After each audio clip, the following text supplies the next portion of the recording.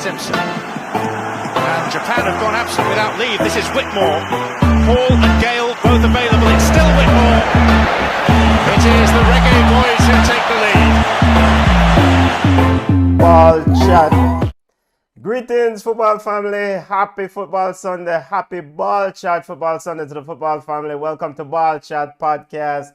My name is Benton Lawson, one of your hosts, part of the family, along with the great. Come on, and Junior, what going on, family? How you guys doing? We're all right. Why not depressing? You sound depressing. Come on, Junior. What going on, my brethren? Long time, I say we need to roll, blink up on them Sunday and kick some ball. Cause right now it's better you play ball than watch Manchester United. Aye.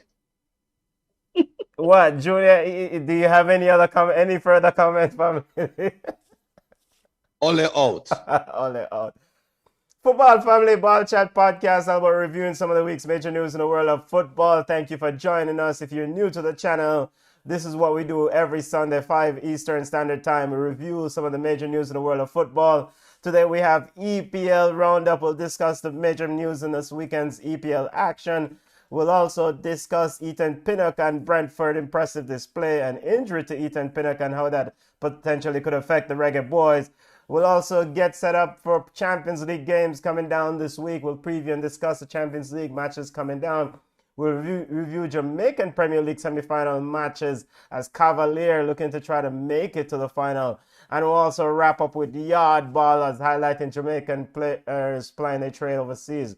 But we always kick it off with Ballers and Bugs, family. Ballers being the impressive players of the week, Bugs being the unimpressive players of the week. If you join us on Flow Sports YouTube page, Ballchat YouTube page, Ballchat Facebook, Twitter, welcome. You can send on your Ballchat Ballers of the week. You can send on your Bugs of the week, unimpressive players, and why. Let's get to the Ballers of the week. Come on. Who do you have? Chelsea lost, but I know you have Ballers of the week. Come on, you're mute. Why Chelsea lost and come on already this last our vice. Jesus. Let's do this again. Sorry, come on, who do you have as ball of the week? Unmute yourself, family. I have a couple ballers. So I have to give it to Jamie Vardy. I always talk about Jamie Vardy is one of those old strikers that can do something when he gets the opportunity. So he had a brace in a 2-2 draw with Burnley. I have to, and I don't want to, but I have to big up Arsenal and Arteta. We'll beat them badly when they don't do well. So we have to give them a shout out when they do well, even though it was Spurs. And everybody know how I feel about Spurs. The entire Brentford crew should really get a baller. They held the mighty Liverpool to a 3-3 draw. So Brentford, Jamie Vardy, and Arsenal, along with Arteta, who everybody is now saying Arteta in. Arteta in. Football family, send on your ballers and bugs. We'll read them out. Big up Dalton Stewart running in. Junior, let's continue the ballers of the week. Impressive players of the week.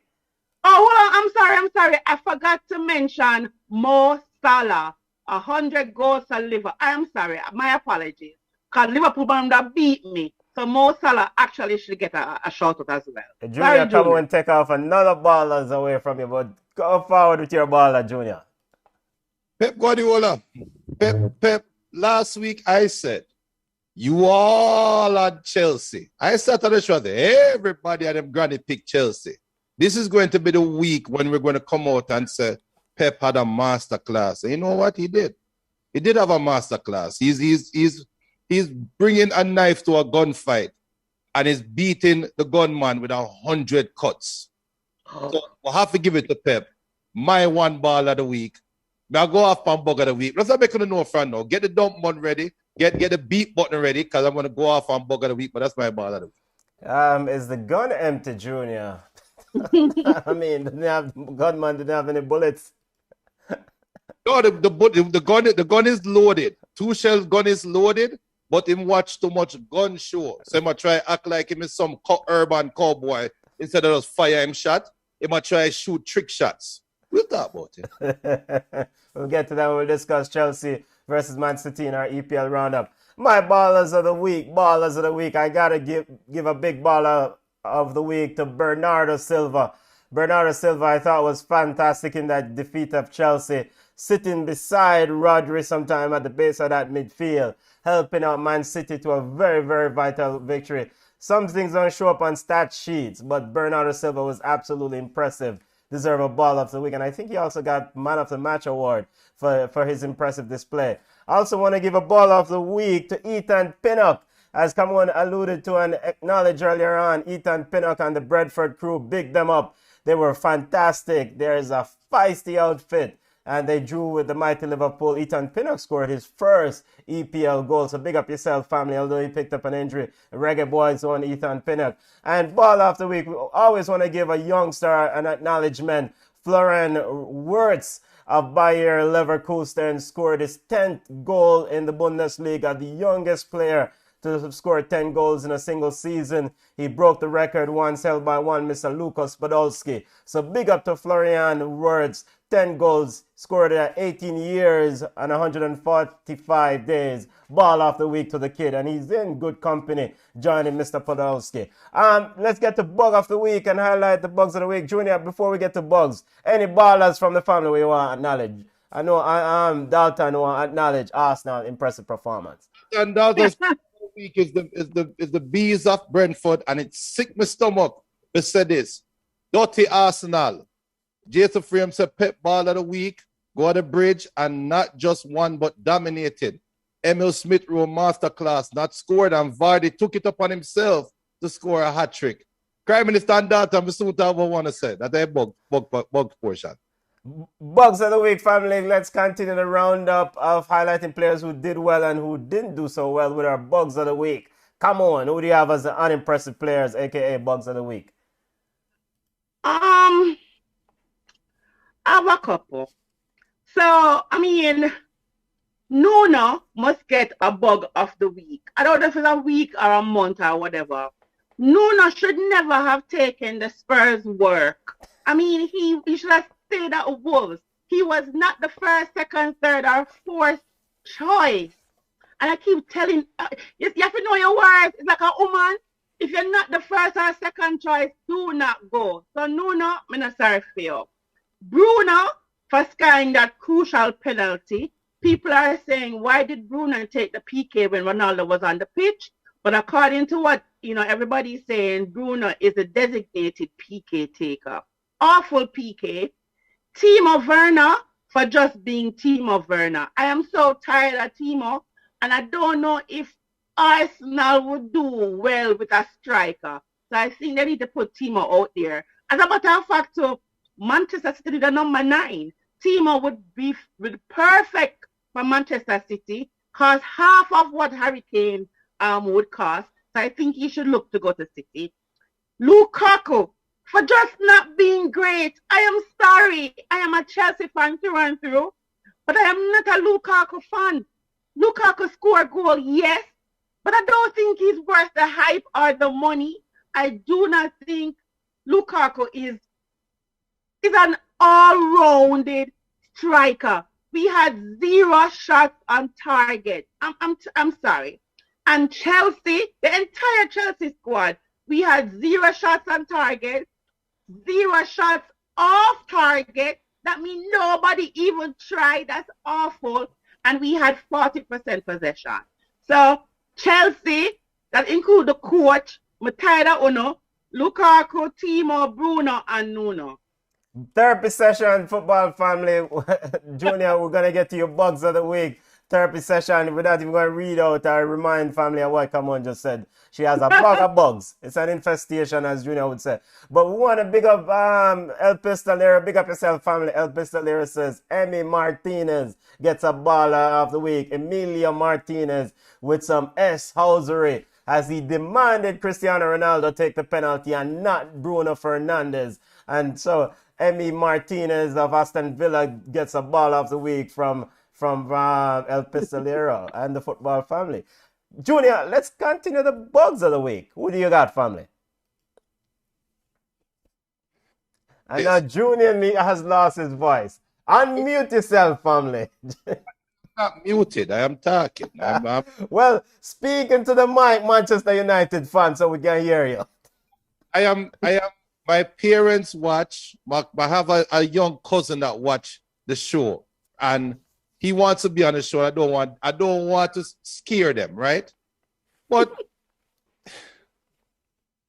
last week I come on the show and I said, look, Luke Shaw is going to get injured.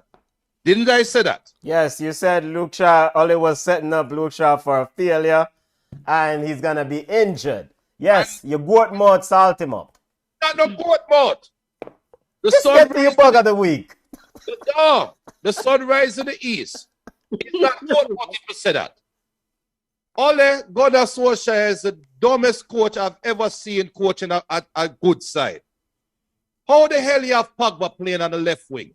Why the hell you have McTominay and Fred playing together? And for Bruno and this penalty, Ole is supposed to get 50 slap. We remember when Jamaica get the free kick and we sit down on the show and talk about how Damian Lowe run from all the way to the back for come dictate who take the penalty. Well, Fridge get injured, so he didn't have to feel, so we can't really blame Fridge. But Pogba, don't look for Ronaldo and tell him about don't take no penalty. You're mad, man. That alone forget slapping him face, man. Ole, you don't have no sense. Disclaimer, those are the views of Junior. Let's get the disclaimer. Violent bad. Every Manchester United fan the world over. Ole is a bug and he is infesting Manchester United. Big idiot coach. Tuchel, big idiot coach. The Champions League win what Chelsea had last year, come on and company, enjoy it here, because that was Tuchel coaching freely. What we saw at PSG is what we saw from Tuchel yesterday. Over coaching in big games. You wouldn't see that in France for PSG because they never had big games at PSG. You know when he had big games? Champions League. And what happened? He get him bottom beat. And yesterday, he got thoroughly thrashed, the best side in England. Go out there and lay an egg at home. So Tuchel and Ole, two big idiot coach. Big idiot coaches. Junior, focus on your own house and don't disrespect Chelsea, all right? Red and blue, they're two idiot coach. But all right, we'll talk about this in the roundup. Yes, we'll get to a roundup. My bugs of the week. And football family, we'll soon get to a roundup. If you just joined us, welcome to Ballchat Podcast. Subscribe to the channel, family. Subscribe to the YouTube page. Turn on the notification. We do this every Sunday, 5 p.m. Eastern Standard Time. All right, my bugs of the week. We're on Ballers and Bugs, highlighting the impressive players of the week and the unimpressive players of the week. My bugs of the week. You know what? CD Olympia, a team out of Honduras, plays in CONCACAF. Yo, this is just really funny and hilarious. CD Olympia defeated Inter Montenegros. I can't even pronounce the name well. Inter Montenegros or Montiago's IMT of Suriname 6-0 in a CONCACAF League match. All right. So what did Suriname's player did? IMT owner Mr. Ronnie Brunswick, the owner of IMT or Inter Montenegros did. He went to the locker room of CD Olympia players and he handed out cash. He paid them cash. After 6-0 loss, he paid them cash and he said he was just, quote, taking care of them for not doing them that badly. Olympia now is expelled from the competition by CONCACAF for taking money from the owner of the Suriname team. So they get the bug of the week. Brother, you give a team 6-0 and you accept money on video. Now this video is all over social media. Bugs of the week, and CD Olympia players and coach Trofiglio is under pressure as the management says action will be taken. Bug sort of action, and the integrity of the sport was compromised. Let's get to our football roundup and get with EPL. Big game, Chelsea. We said that Man City had to win. Junior and I both picked Man City to win last week. Come on, let's get the bias position. Haters. That's why I want to turn a pick. But listen to me. as I said earlier, for a big side who everybody I say they're going to win the Premier League, which I'm not so sure. How can we have 0 shots on target and we have what? This is the most expensive striker in the Premier League right now. It's madness. And I say it already. All look himself over Lukaku is one-dimensional. If he cannot bully somebody, he cannot score. He not have no finesse, he not have no flair. I mean, he just cannot provide the magic. You have the bullyism and it just never worked with Manchester City yesterday. Not even one shot off target, not even give us a Bruno special, nothing like that. I mean, I get it. I think Tuchel have to give up the Timo Werner experiment. I think he's just taking up somebody's spot on the pitch. It's not working. It's not going to work. And I just think yesterday Chelsea kind of disappoint me. I won't say I was embarrassed because it's 1-0 and that's really close. But we should have been more, competitive, and we weren't competitive. Manchester City actually balled Chelsea off the pitch.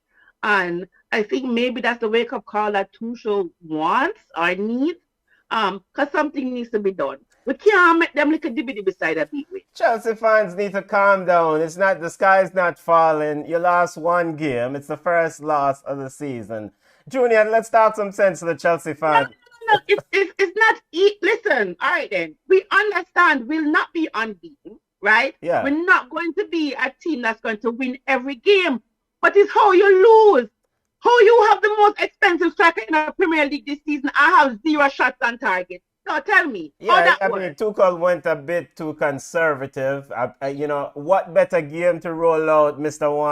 Timo Werner? If he doesn't play well in this game, then you can just park him down the bench and say, yo. They're not going to park him. They went and they got a German coach to come whisper in a Timo Werner ears, and it's not working. Timo Werner ears all them clock up. They need to stop that. Don't stress me out today, Ben. Let's get to the unbiased opinion after the biased opinion. Junior, your thoughts on what Man City did well, what Chelsea did so poorly? I mean, it was only a 1-0 victory. It is more than just a one. All right. It's more Thank than you. more than a 1-0 victory. Man City. All right. Let's look at the X's and O's of football. Everybody know Manchester City has no striker, right? So their pressure is going to come from the wing, right? That is they are primarily a wing team. Chelsea is one of those very few teams that can play 4-3-3, 4-5-1, 3-5-2. They can even play 3-6-1, right? They can play any formation. They are that deep. Why did Tuchel play 3-5-2 against a team that plays 4-3-3? Why you playing 3-5-2 against a team? Why you put 2 strikers against a team that is going to press high? You don't need 2 strikers. What you need is a baller in the middle of the field that can take the ball and turn and kick it to the horse up front that would run. The horse. We saw yesterday is Werner taking up Lukaku's space.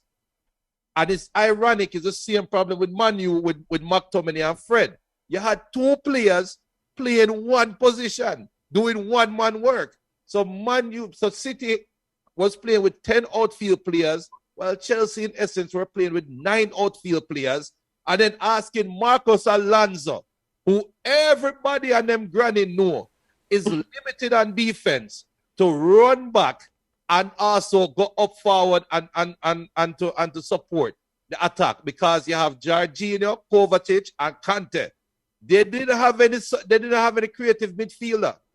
So when Man City compressed the game and remember, this is Pep's strategy is I want 21 players past the half line in the opponent half. That is how Man City played. We're going to have 21 jerseys. Your goalkeeper, your 10 players, and my 10 players past half line. When you put Werner and Lukaku up top, we're going to stand up beside the 2 centre back them. The centre back them will look at him like, yo, brother, you're good? Everything all right? Because you're not going to do nothing. Because you don't have no support. So he was just thoroughly outcoached. They lost the game from that lineup was announced. I know Mount not available. I know Pulisic not available.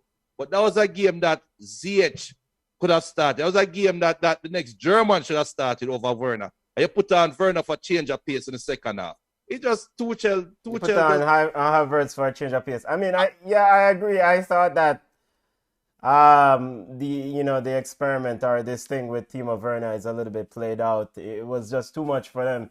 Yesterday, I thought Kai Havertz should have started, but Man City also did something good yesterday for once, unlike what they did against in the Champions League final. He actually started a CDM. In the Champions League final, he didn't start a Fernandinho or Rodri. And in the fact that he started a CDM and then actually tell Bernardo Silva to drop in sometimes and help out with Rodri, that's the best I've seen Rodri play. And, Marcos Alonso really got exposed because he was forced to do defense. We know he's not defensively good. His central objective is to get... It's not the end of the world, Chelsea fans. Listen, I need him to stop doing the 3-5-2. I think it stifled Chelsea's creativity. I think 3-5-2 just... I don't like it. I think the 3-4-2-1 is our favored formation. I think it allows Chelsea to be a little bit, creative. I don't like it.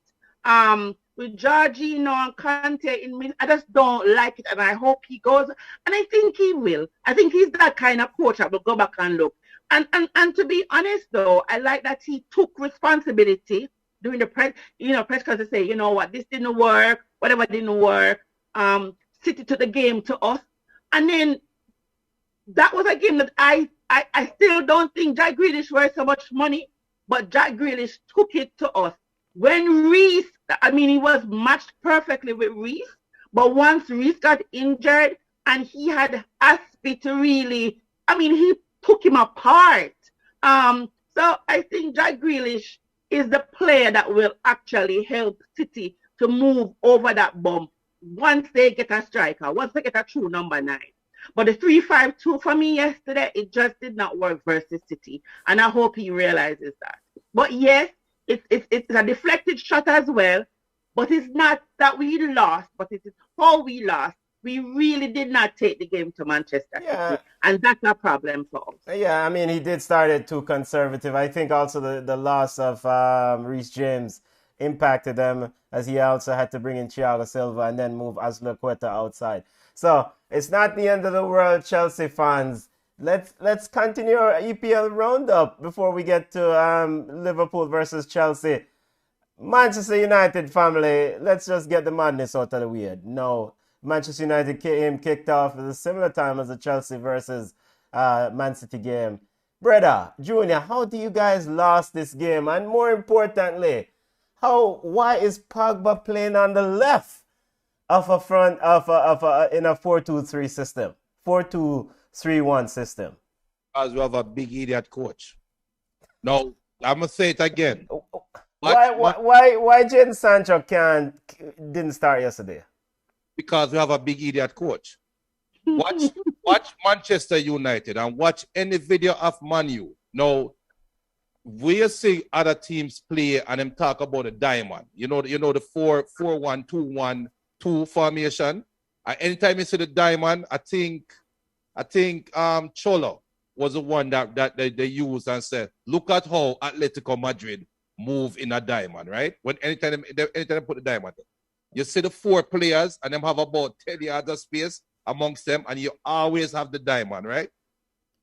For Manchester United, it coming like McTominay and Fred have a 5-yard rope connected to them hips. Because anytime it's a Fred in the picture, McTominay is about 5 yards away. So we have 2 players taking up 1 player's space, right? The dumbest thing I've ever seen in my life. And I don't know how you have Michael Carrick, who was a pretty decent holding midfielder for Manchester United, sitting on the bench and watching that foolishness. I don't understand Pogba playing on the left wing. We see Pogba play for France. We see Pogba leading the Premier League in assists, coming out the middle of the field. And for some reason, you say, you know what, Pogba, go up on the left. I don't know what was said to Mason Greenwood. But why the hell Greenwood gets so selfish all of a sudden?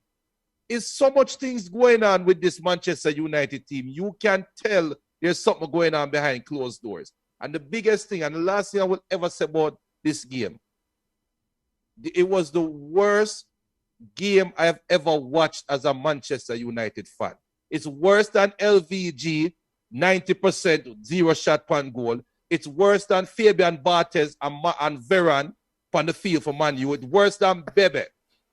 Yesterday is the worst game because I saw Dean Smith take an idiot side to Old Trafford and did nothing special and ball my side off the field. Think about that. Any side that got to a quote-unquote big side, you always hear the commentator say, well, here's the coach doing something that he didn't do last week. Dean Smith said, he pretty much said, I am going to play you head up, straight up, man for man.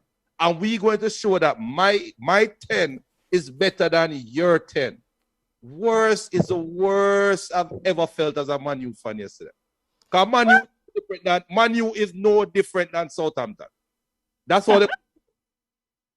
Old Trafford, theater of dreams, is that the theater. You know, a theater coming like Odeon. Broke down the little screen tier and the projector. When you turn it on, a beer smoker come out. Man, you done, man. Aston Villa. Do that in a real pen. Aston Villa, this is the first time Aston Villa has defeated Manchester United since 2009 in the EPL. Yo, Robbie Team Benton. Robbie Team. Yeah, Aston Villa secured their first Premier League victory over Manchester United in their last 18 meetings since winning 1-0 at Old Trafford in December 2009. So it was also a 1-0 victory. But curiously, I want to ask you, come on. Going into this game, Manchester United versus Aston Villa, Ole made a comment about penalties and lack thereof for Manchester United. And Manchester United fans definitely have some genuine claims to not getting calls. In the pre-match press conference, he said that since certain coach spoke about the officiating last year, it seems like the referees are reluctant to make the call for penalty. Should there be some fine? What is Ole implying that the coaches are influencing the referee's decision here? I mean, what's going on here with Ole and the statement? Yeah, I mean, I think he was definitely talking Jurgen Klopp. First of all, Ole needs to shut up his mouth. And them something that happened. Remember? Sorry, come on. Sorry, let's just get the right comment, not to misphrase anything that he says, not to misstate it. He says, quote, there was a certain manager last year who was starting to worry about us getting pens. And after that, it seems like the decisions are more difficult to give, end quote. Go ahead, come on. But you see, it's two things happen this season where we have to laugh.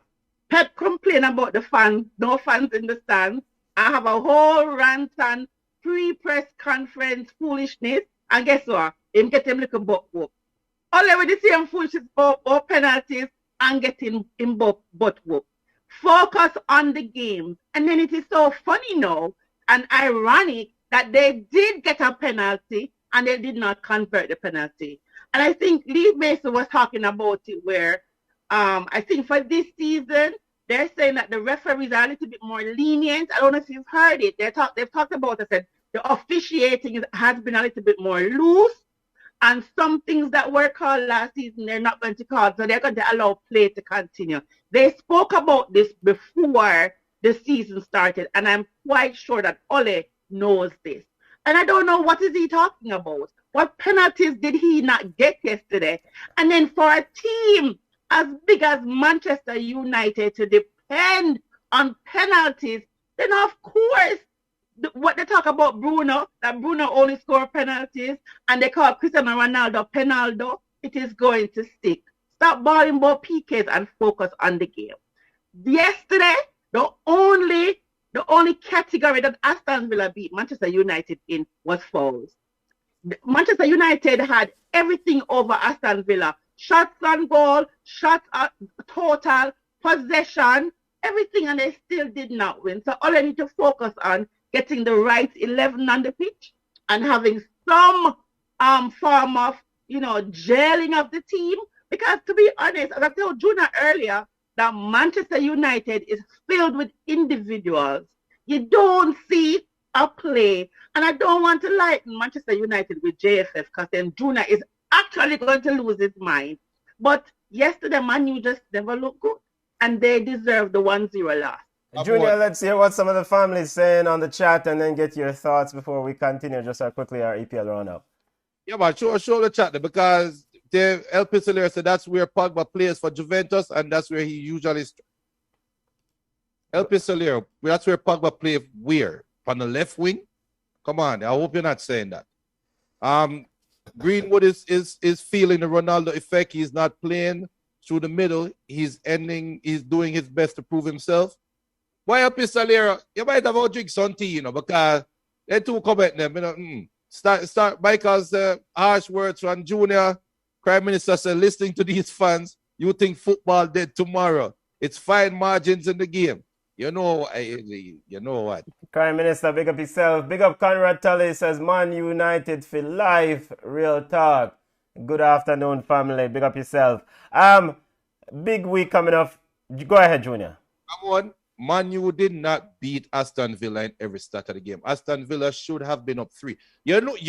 Sir Fridge almost get the bug of the century with that idiotic back pass to a left-footed goalkeeper to him right foot. You know that, right? That Villa should have scored. Villa's got a wide open net on the left wing in about the first 10 minutes. Man U should have been down 2-3 love early. And Fridge would have, trust me, you think me a light fire? And the look on the gear face was like, what did I bring here, man? You know, something left footed. We are putting on my right foot. Like, try to score. It's a comedy of errors. And it all, trust me, it all starts with McTominay and Fred. I'm telling you, you're right. Man, you have a bag of individuals, but right in the middle of the side. I'm telling you, when Varane look up for a midfielder, when him used to passing to my boy from Croatia, what name? Luka Modric. He used to pass it to Modric. He used to pass it to Kante, Pogba. And he look up and say, Fred and McTominay. When Ronaldo go make a run, you hear the commentator say one time, yeah, all the Manchester United strikers, they're very stagnant. They're just making a straight line. You know why, idiot? Because the two idiots with the ball don't know how to make a diagonal pass through the back. So Ronaldo stood up like, what you want me to do? One Musaka can't cross a ball to save him life. Cannot cross a ball to save him life. Bruno seemed to want to prove to Ronaldo that he should be getting more games for Portugal. We need a coach, man. But big up, even though Manchester United take over the show, but big up to Emi Martinez. Come on, what a piece of banter yesterday with Emi Martinez demanding Cristiano Ronaldo take the PK and then dancing to the Manchester United fan after Bruno kicked a field goal. Your thoughts, quickly, come on. I loved it. I was like, perfect mind game. It was, and it worked out perfectly. So it was comical. I thought it was funny. I know that Ronaldo is going to score like 15 on him next time in catch him. So it's going to be interesting. Yeah, there was a minute when Ronaldo looked, said, you know what, Fossey, I will take it. And I think Pogba or someone moved him away. If I was in a good mood, I would want to give Ronaldo ball of the week, because Ronaldo showed a high level of he was very professional. He was very professional. But the professionalism started very early when they got the free kick or 23 yards out, and the commentator said, "Oh, this is Cristiano Ronaldo territory." Yeah. Wait, he's not making a step. Everybody that stadium I said, "Why is Bruno putting down the ball when you have Ronaldo coming up to take the free kick? What the hell you doing?" And Ronaldo stood up. I said, "You know what, I'm take on myself." Because him no want to start any drama. Yeah, it was very perfect. And to be fair, you talk about the big man over, come on, man, you a fight over penalty. Yeah, but that would be the headline. And to be fair, football family, I mean, Bruno does have, I think, 90% or so, 90% conversion rate, right, from the spot. So, Yeah, but Ronaldo is Ronaldo, and Ronaldo yes, is yes. Ronaldo. I am not defending that Bruno should ever take a penalty over Ronaldo. Yo, You know. yo, So no, in Sky, all right then. So this is a good question.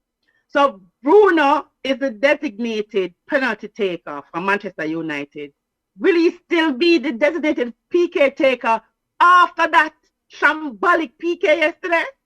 remember Manu went through that, I think, last year, a couple years ago, when it was Pogba with that crazy run-up. He miss a penalty, then Rashford go miss a penalty. Then remember Manu got that little rush. I think the same thing can happen. But all right, there's a famous story when Pele came to Jamaica. I wasn't there, obviously. But Pele came to Jamaica with Santos, I believe. And me historians, them only can verify this. It's a story that my father tell me it go down in history. Pele came to Jamaica with Santos to play football, right? And I can't remember the defender. But the Jamaican defenders must slide tackle Pele or give Pele in a national stadium, you know. Give Pele a hard tackle. And a fan ran on the field. People, and the story was people thought he want to run to Pele for go. No!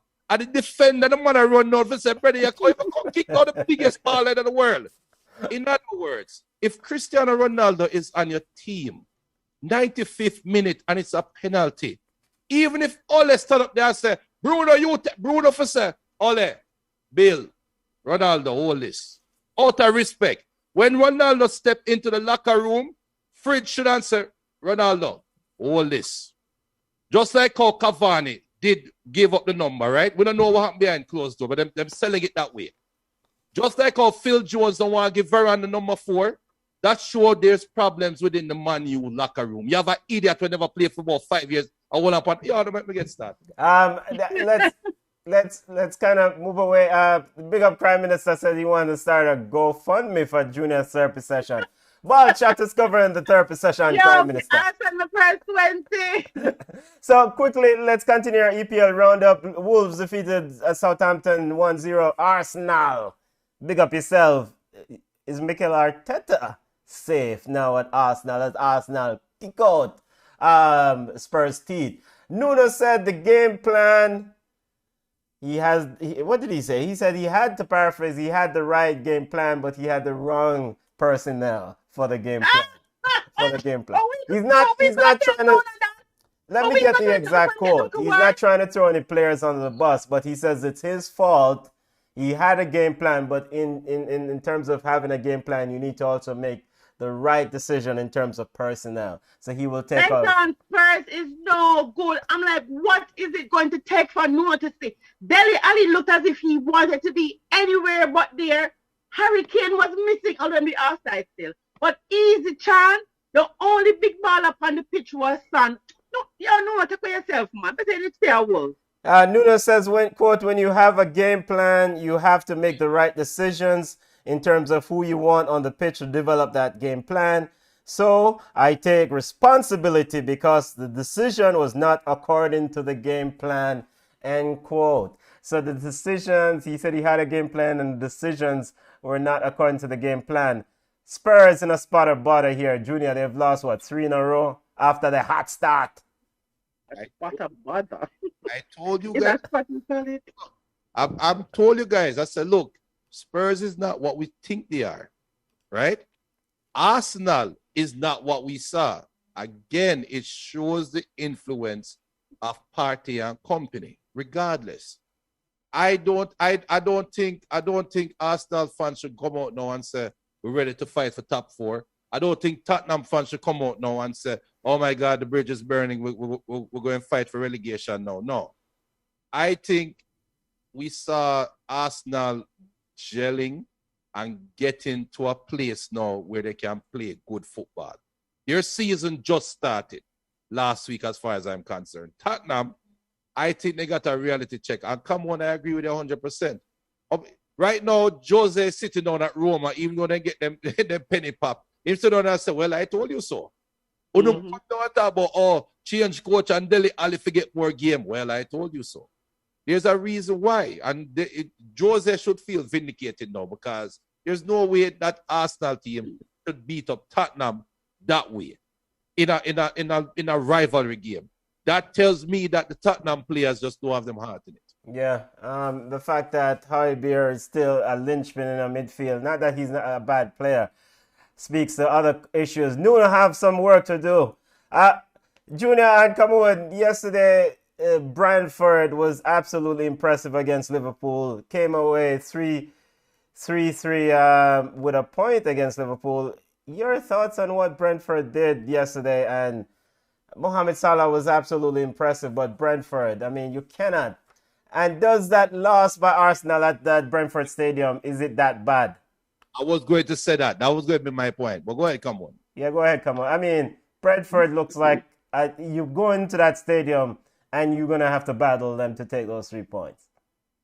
Yeah, but don't forget that Liverpool was wasteful as well. Yes, they were. Yeah, Liverpool was wasteful. And I think if they weren't that wasteful, it would have been a different result. Liverpool would have been victorious. So let us just say that for Brentford to fight and continue fighting even when they were down, it just shows that this team, will not be going back to the championship. And the way they have been playing, I don't think that they should be. They're currently in 9th place, and I think they've done well.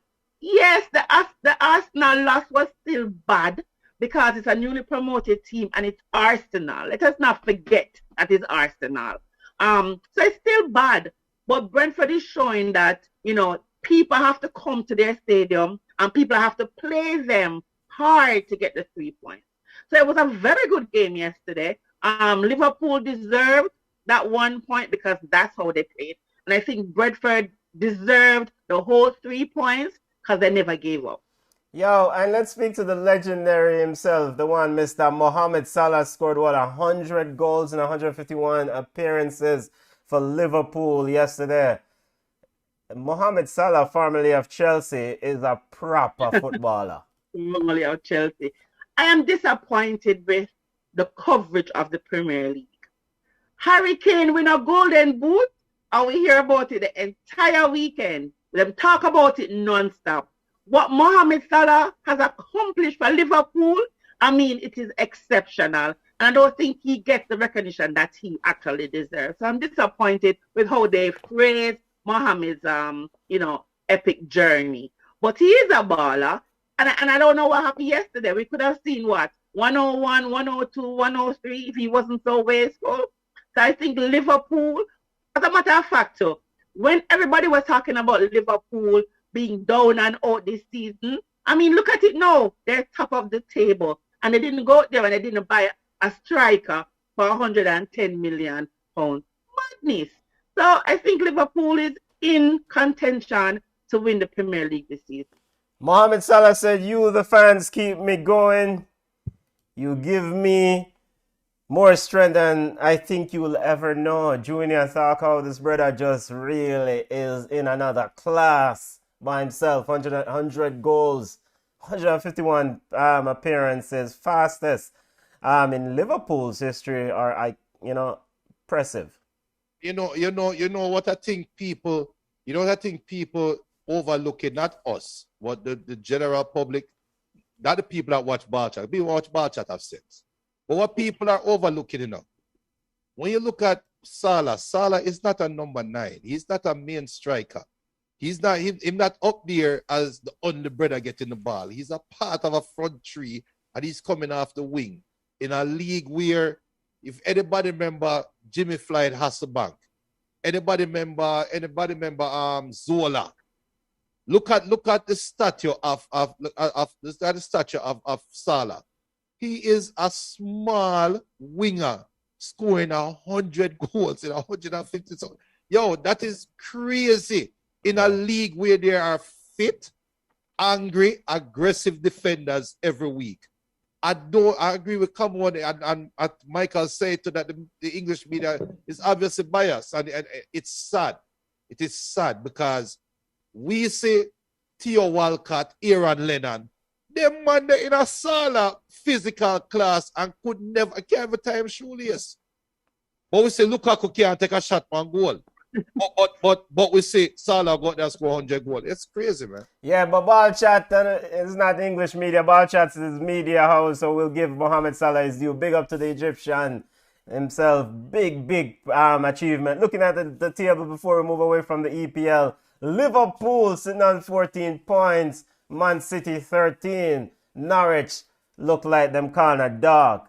Are we concerned about Leeds yet to win a football game? Junior. Yeah, because what we were thinking about Leeds being top 4 at one point, right? We. So no, Don't. yeah, when they started hot, you're like, Leeds might do something. But I mean, yes, we have to worry because Leeds is a much better football team than a Norwich, than a Southampton. I mean, better than a Burnley. So for them not to win any games is troublesome. And I think the coach is in trouble. I know one coach who won't be in any trouble, and that's Nuno. Teamwork safe, because nobody wants Tottenham job. Any little thing to stick to, as Junior said, a steam knife with juke goat is a steam knife with juke cow. Junior, one thing I want to get your quick thoughts on. Leicester City is also sitting in the bottom half of the table. Normally we see Leicester City running deep, close to the top. You concerned, is this Leicester City run to its max? No, this is post-COVID. This is the big dogs them returning to play as big dogs. As much as we rant about Man U, Leicester is not in the top 6 class. They're just not. They were never. They flirted with it because there were no fans in the stands. The energy was gone out of football for the high price footballers them. So this is where Brendan Rodgers and company can kind of come in and sneak in and get 1 and 2 games here. But I put Leicester, Leeds, all of these teams, they are one trick pony. They are so similar to Eddie Howe and Feamside. When Feamside did have the little run in the Premier League, and Brentford. I'm sending a warning shot to all of the bettors them out there what we're seeing for now. Well, put money upon Brentford now. Wait until Premier League get boring. Wait until Premier League touch November, December when it get cold. The little pretty football is Brentford are playing. When time get cold, I'm not want to run as hard as him anymore. It'll catch up to them. And I think that's what caught up to Leeds. Leeds is a one-trick pony. Everybody know how Leeds play. Everybody know how Leicester play. So that's what's happening to them. The big dogs are now the big dogs again. Graham Potter's Brighton, Hove Albion can take the lead at the end of the round as they take on Crystal Palace tomorrow with a victory over Crystal Palace. Just looking ahead quickly, big game next weekend, Liverpool versus Man City. Junior, and come on, your thoughts, your prediction. Big game. This is at Anfield. This is the big boys, the recent champions in EPL. Come on. Can Man City coming off a PSG game in the Champions League? We'll get to Champions League in a minute. Coming off against PSG in the middle of the week. What do you expect from Man City against this Liverpool outfit? I think Liverpool will beat Manchester City. I mean, Liverpool is clicking. I think this is a blip, versus Brentford. And Man City did beat Chelsea by only 1-0. It's a deflected goal. And Chelsea was not at their best. So I think Liverpool will actually beat Man City. And I think it's going to be 3-1. Junior, Liverpool versus Man City next Sunday, 11:30 Eastern, our time in the States. Your official prediction. Can Man City make it 2 in a row in the EPL? I think Man City is going to win that game because Pep circled this week as the week for his vindication. I think Pep is motivated this week the most that he has been in a while in his coaching staff, in his coaching career. So I think he's going to cap off the week with 3 good wins. I think he's going to beat Liverpool. I think he's going to beat PSG. You know what? Before we get to PS Champions League in a minute, in a few seconds, you know what was pretty strange in that Brentford game yesterday against Liverpool was how Brentford was constantly getting behind that Liverpool back line. Um, is there any concern there? I mean, that Brentford, Ivan Toney and company, and what's the fellow strike? Mbumo was constantly getting behind Van Dijk and Matip. I mean, Van Dijk and Matip are no slouch. Them fast. That's all I can tell you. I mean, I run 20 fast like he used to run track for Calabar. In fast. Okay. So, I mean, I think when it comes to speed, I think there's a spot of bother, but I think the Liverpool defenders are smart, and what they lack in speed, they make up, in being intelligent. But let us face it, I run 20 fast, no bar. So do you go with Raheem Sterling at Anfield on Sunday? Oh, Look here. Me don't know about Raheem get what? Where Raheem get 6 minutes? I don't think Raheem is going to factor into Pep's plans this season. And I think Raheem speedy, but I don't know if the football IQ comes with the speed. I mean, the might kill me because everybody love Raheem, but Raheem sometimes makes some crazy decisions. They're like, so not everything speed kind of fix. Marvelly family, come on. Junior, you wouldn't start Raheem this Sunday. I mean, we know he's had a rough go at it at Anfield. Raheem is not starting, and simply, well, I wouldn't start him simply because it's a different game. Brentford attacks Liverpool differently than how Man City going to attack Liverpool. Man City is going to condense the field and just surround them and compress the field. There's no need for Liverpool to worry about space. What they're going to need to worry about is concentration. Man City is going to test their concentration. I think some people are saying, but if Man City play 3 big games in a week, what that do for them? Be honest. You think Man City came off the field yesterday tired? They have the ball the whole time. They're only playing in half of the field. That is how they're going to play against Liverpool. No, but, all right, Junior, all right. Take time, twist the knife, and I'm about. But, so Junior, one quick thing before, and we move into Champions League, we push it up against the time. Brentford seems to do simple long balls, right, over Liverpool's back line. Liverpool, that is speed. So why wouldn't Man City employ the similar tactics? Why? So when you kick the ball over there now with the speed and whatever now, we're going to take it down. Raheem Sterling. But it's not about that. Man City is going to possess the ball past half line. Where is the space to kick the ball back? Put it this way. You're going to see Alisson, I promise you this. You're going to see Alisson doing this. Going like this to Virgil the whole time. Like this. You always step up. Because that's all Man City going to do. When put Virgil right in Alisson lap. And just Man City going to play scrimmage football for that big field. That's all I'm doing. Turning the game into a scrimmage game and say, can you play within tight spaces? Can you defend within tight spaces? So Virgil not going to get a chance for stretching legs or run a man down the wing. You're not going to get that. Virgil will have to react, and then we have to depend now on Trent and company. If they want to play cover in the space, they're going to have to depend on communication. It's a different game next week. I'm telling you this right now. These are the war part. Big game next week. Liverpool versus Man City. Big matchup. And of course, watch out for Manchester United versus Everton. Manchester United will be coming off Champions League against Villarreal. So maybe Everton. Champions League match day 2 Tuesday and Wednesday. Man City versus Paris, 3 p.m. Come on. Messi's out. Paris got a victory this weekend with a very good goal by Idris Gueye. Your expectation as Man City go running into the Parc Prince to take on Paris? Come on, Paris are going to beat them. Is it that simple? Paris is just going to dismiss Man City? I mean, if you're Pep Guardiola going into this game against Paris, you can even run out bench some of your regulars, right? There's nothing to show here. No. It's going to be pride. Play Raheem Sterling. Start Raheem Sterling. You're not starting him in league play. Make him go and run up and down.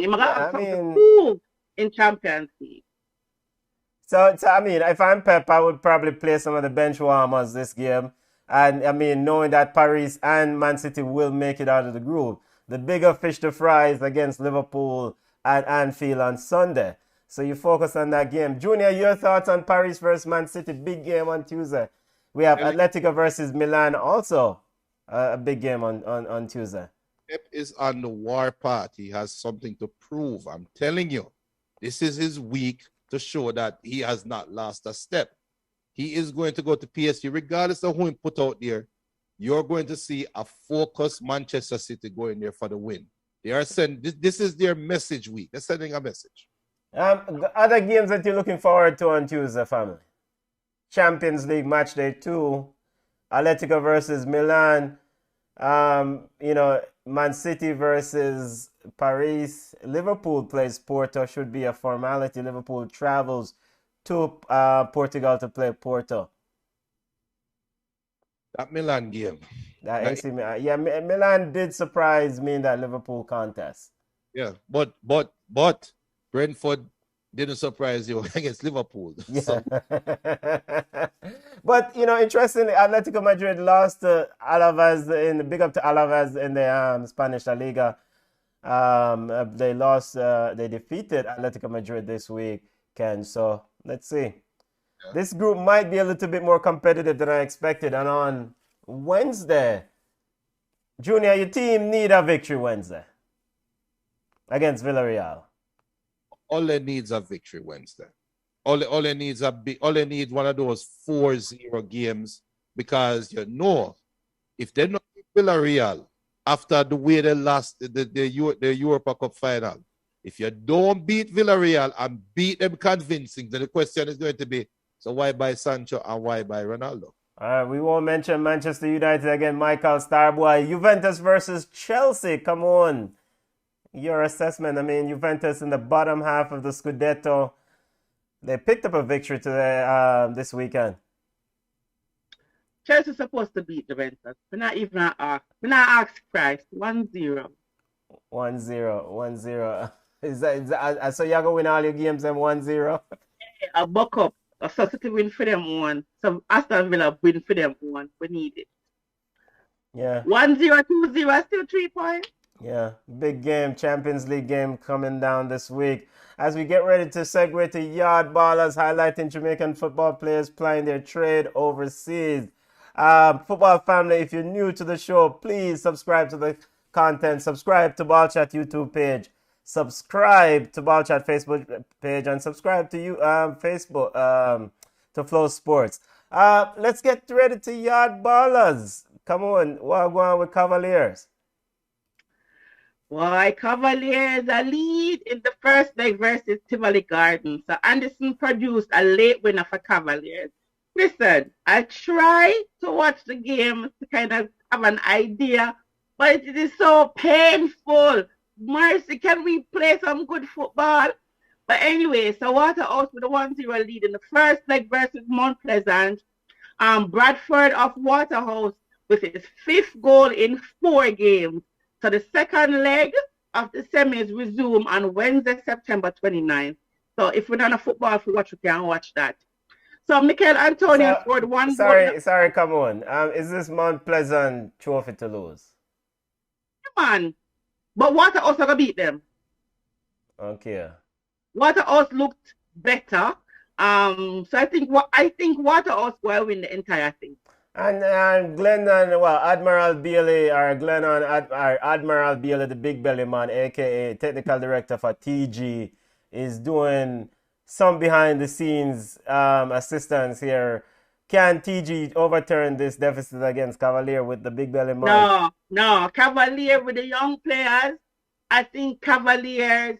I mean, as much as we complain that the football is kind of hard to watch, I think Cavalier will do. I think they'll win it, but I don't think they're good enough to beat Waterhouse. Okay, all right. Continue. Yard Ballers. So Mikel Antonio, somebody said Mikel Antonio the best striker in the world. I don't know what Jamaicans are drinking or smoke. He scored 1 goal in a 2-1 win over Leeds. As I said, Ethan Pinnock scored 1 goal in a 3-3 draw versus Liverpool, but he was injured. So I think Tapa now is in a spot of bother because who injured? Damian Lowe have a little injury, Ethan Pinnock have a little injury, Leon Bailey have injury, Shamar Nicholson have injury. I hear Corey Burke have an ankle injury, so we don't know how it'll work out. So Andre Lewis and Shane Beckford had a good showing in their team's 3-1 victory. They play for Switchback, Colorado Switchback in USL. Each player notched 1 goal. Lamar Walker scored his team 6-1 victory. He plays for Miami FC. Nico Brett had a brace and an assist in his team's 4-0 victory during the week. Birmingham is now playing Charlotte, I think it is. And Nico scored a goal to equalize. It's halftime. So Nico is now on 15 goals. So hopefully Nico can, score some more goals and get a call up from Tapa because Tapa really is short now when it comes to players. So that's my yard ballers run up. I'll see you guys next week. Does Darren Mattax get a call, Junior? And come on, he's been scoring goals for Phoenix Rising, and like come on, so we shot. Do you guys support Darren Mattax getting called back as we get ready for USA in the CONCACAF World Cup qualifiers October 7th? All right, Junior, come on, is thinking on that one as we push home family. Darren Mattax. You ask Junior. Listen, Darren is a good striker. When Darren plays for Jamaica, more or less he scores for us. But Darren has not played for over a year. He just started playing back 5 games, 3 goals. But Nico Brett has 14 goals. So if we're going to make the case that Darren to get a call up, what is the case of Nico Brett? Nico Brett has 14 goals. Mattax has 3 goals. Nico Brett has been playing consistently. So what is the argument? What is the argument? Yes, Shamar is injured. Corey Burke is injured. You're going to call Darren. Then Nico deserve a call up as well. So, I mean, I don't know. Oh, before we even run, Wint is saying that we're in a spot of bother when it comes to money. Jamaica, JFF is financially strapped. There are $100 million in debt because of this campaign. I'm going to tell you this, 1 point costs us 100 million. JFF, shut it down. Let's lock it up.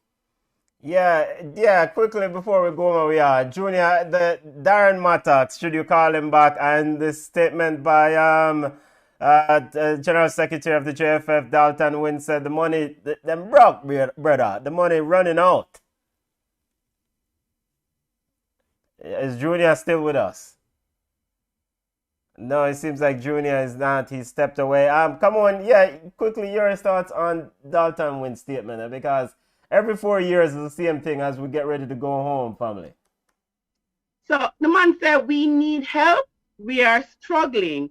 Him said them need financial help because they spent 100 million for 3 World Cup qualifiers. Remember, 3, and we only have 1 point, and the man spent 100 million. So you know what is going to happen? Players are not going to get paid. Them are going to strike. We're going to have the same excitement and the drama again like before. So it's interesting. He's saying that, we need help. We definitely need help. We're struggling. If you continue to take from something and you're not adding, then one day you'll reduce it to 0. Full Darren Wint, whatever your name, Dalton Wint, sell the jersey them. The people them will buy the jersey. That is one source of income. I see one man say he want 5 jerseys for his family. Sell the jersey them for 90 US a piece and people will buy the jersey. Dalton Wynn, that's how you make money. Sell stuff. Sell game-worn jersey. Everybody want to know Mikel Antonio. Sell, auction off a Mikel Antonio worn Jamaica jersey. Auction off the socks. Make the players them. Auction off them boots. Oh, no want make no money. Call me. We can auction off things and get money into the players. Sell the jersey them so the man them can wear the people them jersey. And you can't have money. I just don't understand. Anyways, the man said that's where we're heading if we're not able to replenish the supply. The Reggae Boys are disappointingly last in whatever. We know all of that. We never want to know. After October, we'll start getting to the point when we would struggle. We are using some innovative ways of pulling through by deferred financing, but it can't continue indefinitely. Sell the jersey them. Tell Mikel Antonio for auction off in Jamaica jersey. Yep. Some of the things we have been doing are to reallocate funds that were budgeted for other areas. What other areas? Because you don't have a female thing. But anyways, and I refer to, so it says, they don't have sponsors and they're looking for sponsors. And he's saying despite the global appeal of the Reggae Boys brand, they're not making any money. Sell the jersey, sir. Yep. Reggae Boys versus USA watch along October 7th. We will definitely be live next weekend. We'll start discuss more on the Reggae Boys football family. We want to thank everyone for joining us. Come on. We don't want to set up a blood pressure today about the Reggae Boys and the lack of money and the lack of resources, as Mr. General Secretary, Mr. Wint said. So we'll discuss that next week. Football family, please subscribe to the channel. Subscribe to Ballchat YouTube page. Subscribe to Flow Sports YouTube page. Liverpool versus Man City next week. Respect Liverpool fans as Liverpool try to make it another victory over City. We also have in the middle of the week Man City versus PSG in Champions League. Big games coming down. You can connect with us on Instagram, Ballchat Podcast. We're on Twitter and Ballchat1. We're on Facebook at Ballchat. And we're on email. You can email us at ballchatpodcast@gmail.com. We want to thank the family for joining us. Hey, come on, El Pistolero says, don't talk, come on. Liverpool Tivoli can overturn that deficit against Cavalier. We shall see. Yo, family, we're gone. We got, Bless up. All right. Bye.